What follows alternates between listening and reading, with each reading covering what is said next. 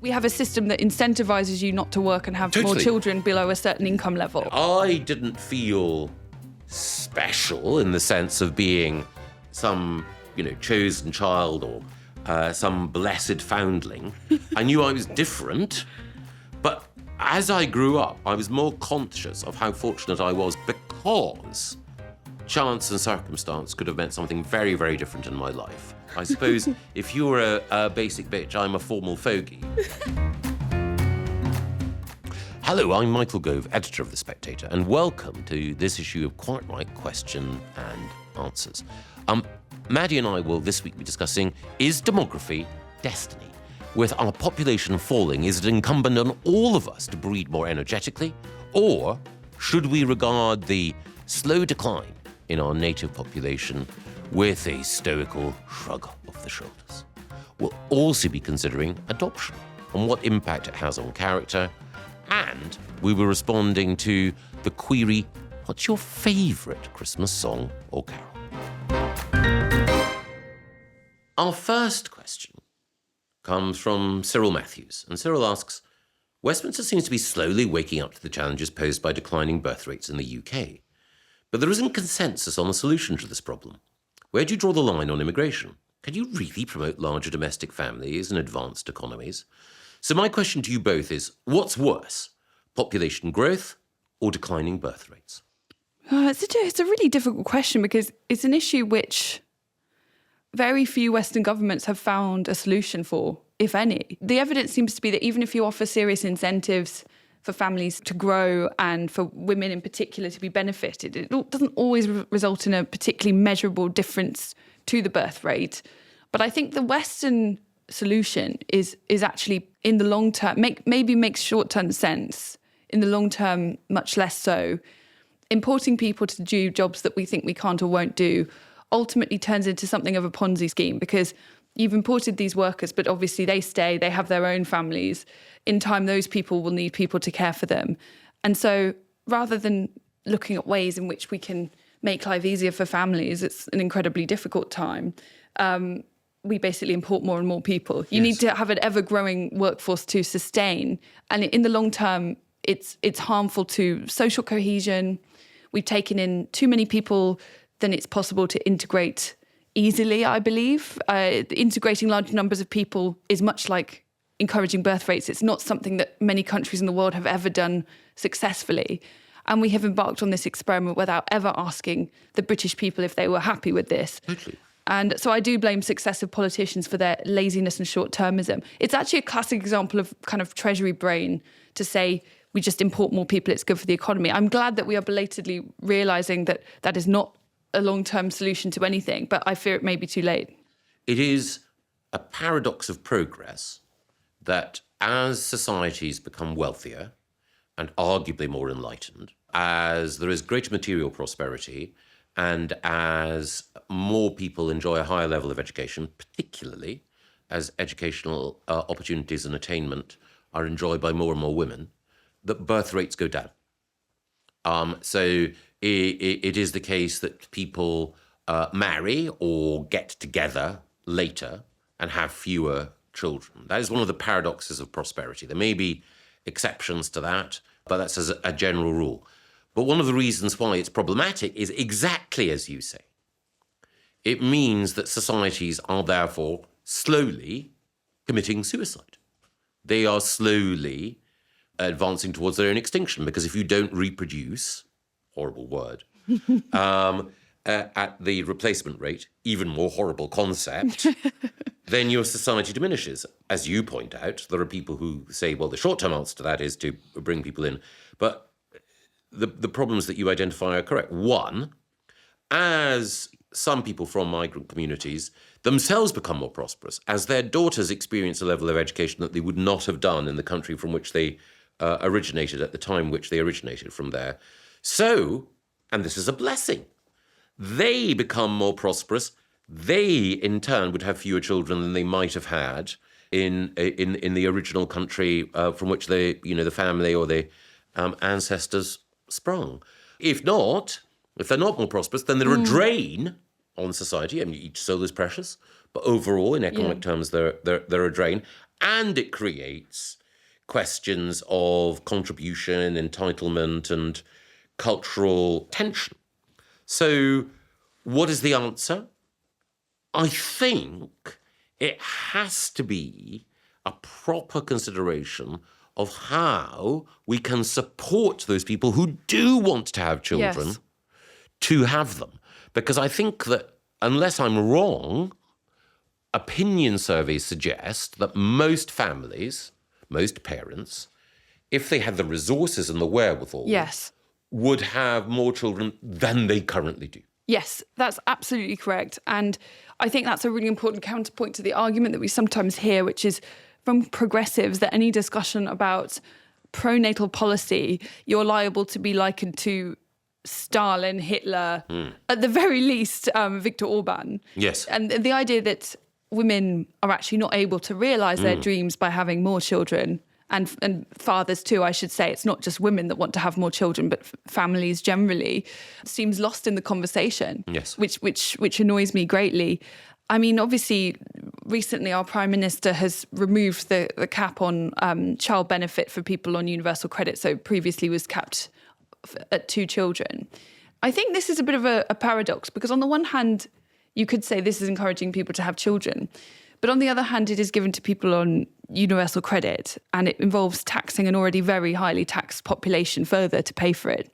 So there is, I think, a growing resentment between the squeezed middle and also people who are not even middle income but are working extremely hard and getting up and going to work and really punishing themselves to make ends meet and provide for their families and set a good example. And many feel that it's actually these changes recently have made it more of actually change the incentive, so it makes economic sense in some cases to not work, or rather with universal credit, sometimes to not work beyond a small number of hours, because it's in your financial interest, because once you go above a certain number of hours, you start to forfeit money. Much better, I think, than removing the cap in that crude way would be to do what some other countries in Europe do. For example, I think France is a good example of this, where families are taxed as a household rather than as individuals.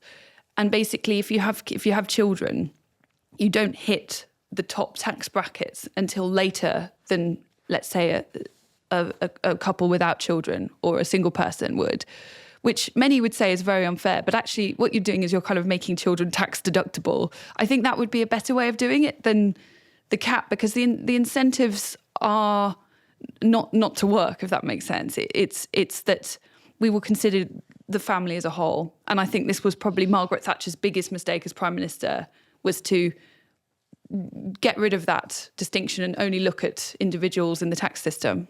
I think it was her third biggest mistake after the Single European Act and the Anglo-Irish Agreement. But I agree with you.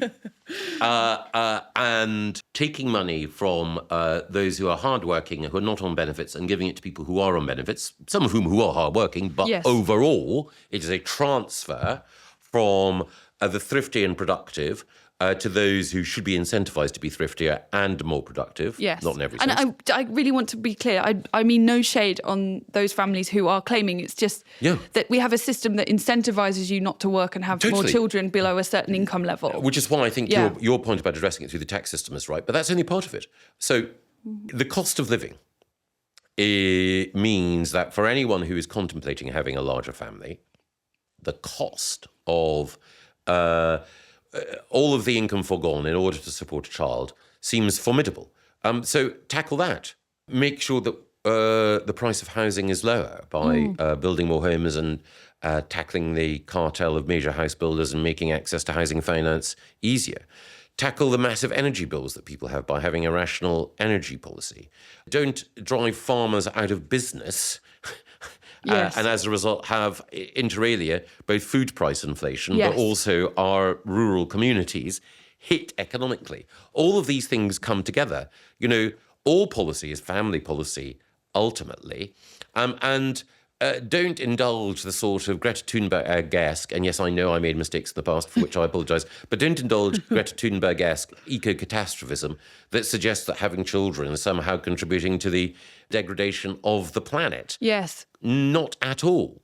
when it comes to the care sector, which is often given as an example of why we need extremely high immigration, even though a very small fraction of the total number are specifically coming to work in the social care sector, and it's still 4/5 of care workers are not immigrants.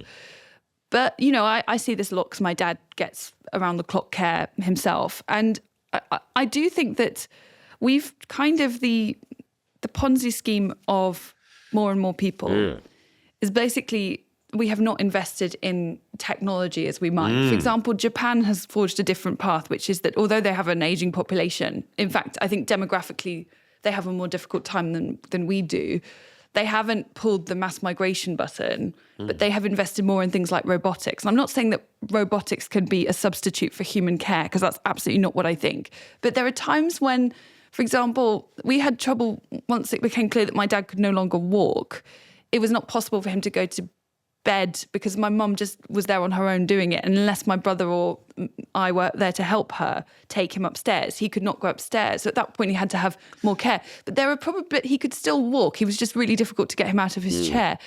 If you have a machine that can help lift an elderly person over, or it can assist care workers and lower the human capital necessary to do that, if that makes sense. Absolutely right. I've seen in Japan care homes where you have sophisticated sensors in beds which enable one human to provide care and support to many more individuals, because the data on how they're sleeping enables individual care to be given at precisely the right time.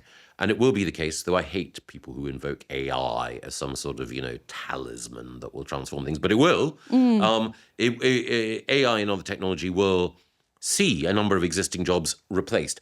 But that is not a reason to say, oh, well, because we're going to have jobs destroyed, we're going to have a level of unemployment, and therefore we need to bear down on the population overall. It is a reason to say we need to be thinking as optimistically and realistically about the future as possible. And in thinking about the future, what we want to do is to be able to have, in this country, people who are confident enough to bring children up as part of their family, because the greatest gift that you can give to anyone is love. And the idea that we, as a collection of families, as a nation, as a species, should be indifferent to our own dwindling and prospective, slow but remorseless move towards extinction, that's wrong. So our next question comes from Anon. Michael, I very much enjoyed your podcast with The Telegraph, where you spoke about being adopted. I did not know this about you. I would love to hear more about how you think this has impacted your politics and experience within politics. It's very difficult for any of us to know precisely what drives us, what all of the influences from our early life, from our family, what all these influences amount to in producing the person that we are. But this particular conversation that the Daily Telegraph hosted was hosted by Camilla Tominey, and it had me, Nikki Campbell, the BBC broadcaster, and Andrew Pearce, the Daily Mail writer. All three of us, men within 10 years of each other in age, were adopted. And there were certain commonalities that came out. And one was that all of us felt a sense of gratitude to our parents for having adopted us, and therefore a feeling that we had to demonstrate to our parents, and it sounds reductionist, but that they hadn't made the wrong choice. Oh, that's really sad.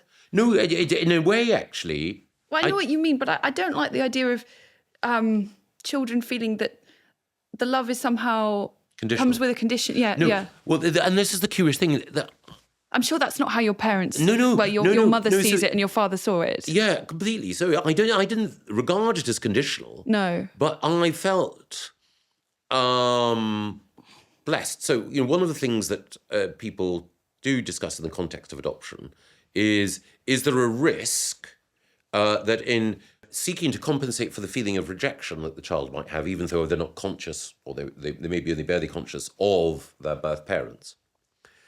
Do you, by stressing that they're chosen, do you actually give them a sense of specialness, which creates all sorts of problems? I didn't feel special in the sense of being some, chosen child or some blessed foundling. I knew I was different, but as I grew up, I was more conscious of how fortunate I was because chance and circumstance could have meant something very, very different in my life. And while it wasn't, as I say, something that I woke up every day thinking, I'm sure it's the case that at the back of my mind, sometimes at the front, was a feeling that demonstrating to my parents that they had a reason to feel that, not just that they'd made the right choice with me, but more broadly that they made the right choice to adopt, was part of it. But then, obviously, I can't know precisely how I might have felt if my mum and dad were my biological parents. Yeah. Would it have been the case that I would have felt something almost identical in terms of gratitude for the care and love that they showed me? And I suppose, while the circumstances of adoption are not unique, but they are distinctive, actually, what I'm really grateful for is growing up with parents whose love was unconditional and who, even though I developed very different enthusiasms and interests from those that they might have expected, they nevertheless supported me as a child and as a teenager and as a student to follow my passions. And did they adopt, because I know you have a sister. Yes. Is she their biological child, or was she also adopted? So my sister is 5 years younger than me. She's also adopted. Her birth parents are different. Yes. And my sister is profoundly deaf, but my parents only found that out after the adoption process had gone through. I remember my sister arriving. I think I may have mentioned this to you. One of my earliest memories is at the age of 5 when my sister arrived, her being bathed in the tin bath in front of the fire. Oh. We grew up with, again, what seemed to me at the time to be, notwithstanding the fact that we had two different biological parents, notwithstanding the fact that my sister was living with a disability, in a very normal lifestyle. Certainly normal for the Aberdeen provincial city of the time. My experiences, I don't think, are wildly out of line with those of, the contemporaries with whom I grew up. Yes. But one of the other things that did come out, and admittedly, it's a self-selecting sample if you have a brilliant journalist like Andrew and a storied broadcaster like Nikki and a politician like me, or ex-politician. But one of the things that came out with the three of us is that there was a sense in which not only did we feel that we had to justify to our parents the wisdom of their choice, but we also had to ensure that that recognition of success was somehow public.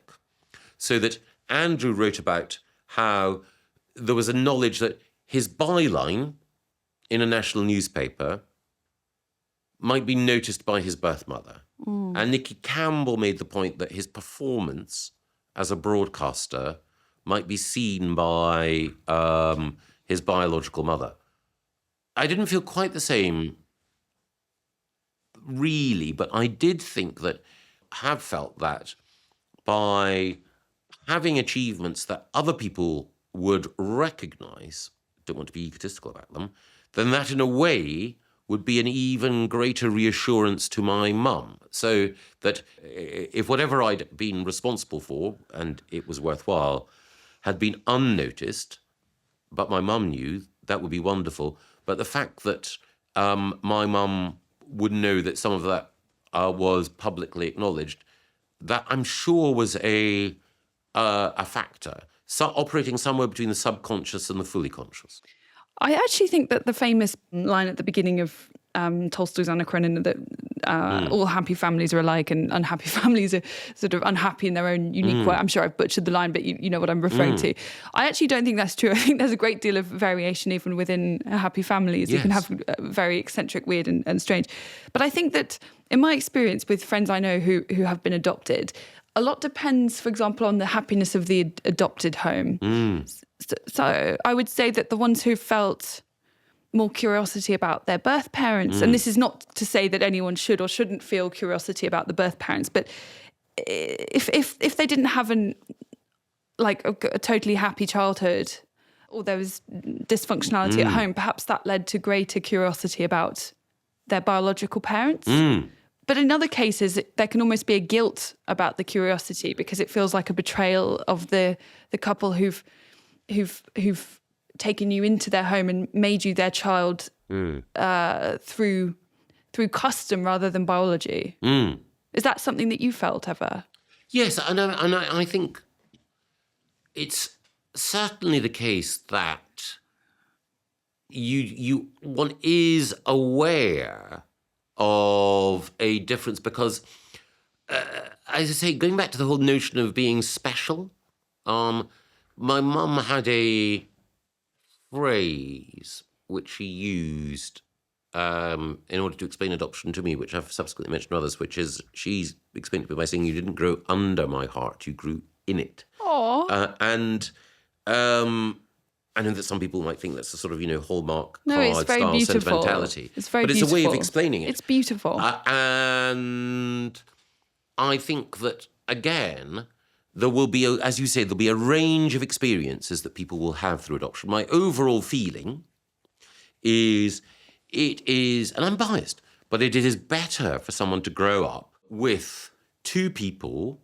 looking after that person, or a parent looking after that person who is invested fully in them. And they can be adoptive parents or parent. It can be a foster parent or parents, but ideally, the longer the relationship, the better. There's a phrase, kinship care. Essentially, that means placing a child with an auntie, an uncle, a grandparent, or someone if the birth parent, for whatever reason, can't look after that child.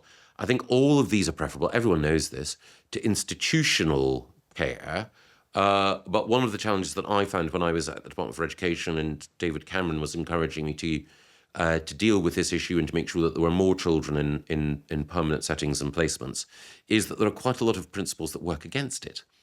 And both the way in which the family courts operate and the way in which the matching of children with adoptive parents had been overlaid by a degree of political correctness worked against it. Yes. My overall view was, don't make the perfect the enemy of the good.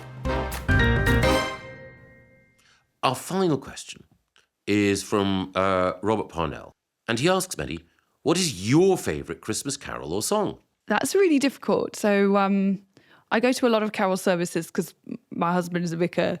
It's a shame because I love Christmas, but he increasingly thinks Christmas is the worst time of the year because you have everything is done what an ordinary person would do like once. He might have to he'll go to 20 carol services that Christmas. So you can sort of see the 1,000-yard stare in his eyes as Silent Night chimes up. So I can't push Christmas too much at home, which is actually quite funny. I've got a few favourites. I really like "O Come All Ye Faithful." Yep. I'm not so fond of "Hark the Herald Angels Sing," but I noticed that song is kind of like the Mr. Brightside of hymns. It's the one that always comes at the end of the carol service, to end on a high. But I think "O Come All Ye Faithful" is better, and that should be the Mr. Brightside or Wonderwall, although I hate Wonderwall. But there's also a fun theory that "O Come All Ye Faithful" was actually a Jacobite song sung by Tories in the 18th century. Yes. I also really like the hymn "It Came Upon the Midnight Clear," which you may know as an Arthur Sullivan tune. But it also, I think, has a very un-Whiggish view of progress. The idea that beneath the angel strain have rolled 2,000 years of wrong.